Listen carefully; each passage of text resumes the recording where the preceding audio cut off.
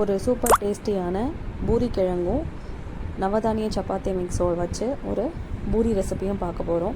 நம்ம அமுதம் நவதானிய சப்பாத்தி மிக்ஸில் நிறைய ஹெல்த்தியான கிரெயின்ஸ் ஆட் பண்ணியிருக்கோம். கம்பு, கேழ்வரகு, சோயா பீன்ஸ், பார்லி ரைஸ், மக்காச்சோளம், வெள்ளைச்சோளம், பஞ்சாபி கோதுமை, இந்த மாதிரி ஹெல்த்தியான கிரெயின் சேர்த்து ரொம்ப சுத்தமான முறையில் தயார் பண்ணி கொடுத்துட்ருக்கோம்.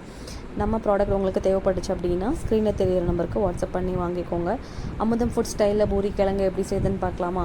ஒரு கடாயில் கடுகு, சீரகம், சோம்பு, கடலைப்பருப்பு ஆட் பண்ணி பொரிய விட்டது கருவேப்பிலை ஆட் பண்ணிக்கோங்க.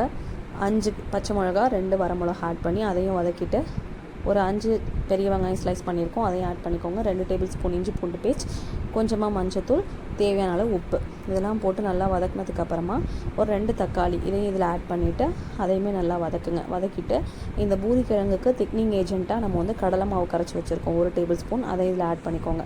ஆட் பண்ணிவிட்டு குக்கரில் 3 உருளைக்கிழங்கு, ஒரு கைப்பிடி ஊறின பட்டாணி இதையும் ஆட் பண்ணி நல்லா வேக வச்சுருக்கோம், அதையும் இதோடு ஆட் பண்ணி நல்லா கொதிக்க விடுங்க. கொதிக்க விட்டுட்டு இறக்க போகிற டைமில் நம்ம அமுதம் பிரியாணி மசாலா 1 டீஸ்பூன் ஆட் பண்ணிக்கோங்க. ஆட் பண்ணி நல்லா கொதிக்க விட்டு இறக்குனிங்கன்னா ஒரு சூப்பர் டேஸ்டியான பூரி கிழங்கு ரெடி. இது வந்து பூரிக்கு மட்டும் இல்லை, பரோட்டாக்கு, சப்பாத்திக்கு, ஈவன் இட்லி தோசைக்கு கூட ரொம்ப சூப்பராக இருக்கும். கண்டிப்பாக ட்ரை பண்ணி பாருங்கள்.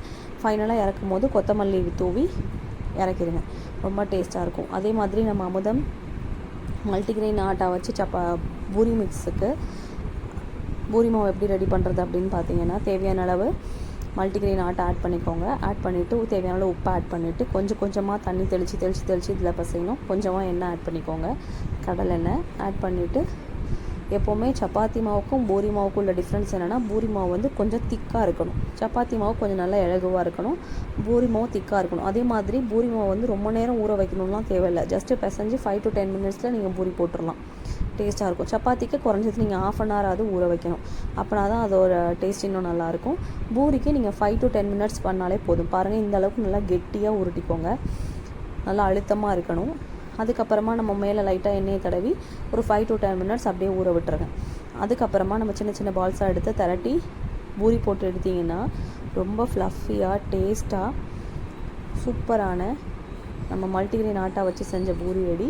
அதுக்கு இந்த கிழங்கோட டேஸ்ட் பண்ணிவிட்டு எப்படி இருக்குது அப்படிங்கிறத உங்கள் ஃபீட்பேக்ஸை கமெண்ட் செக்ஷனில் ஷேர் பண்ணுங்கள். நம்ம அமுதம் ஃபுட் ப்ராடக்ட்ஸ் உங்களுக்கு தேவைப்பட்டுச்சு அப்படின்னா ஸ்க்ரீனில் தெரியிற நம்பருக்கு வாட்ஸ்அப் பண்ணி வாங்கிக்கோங்க.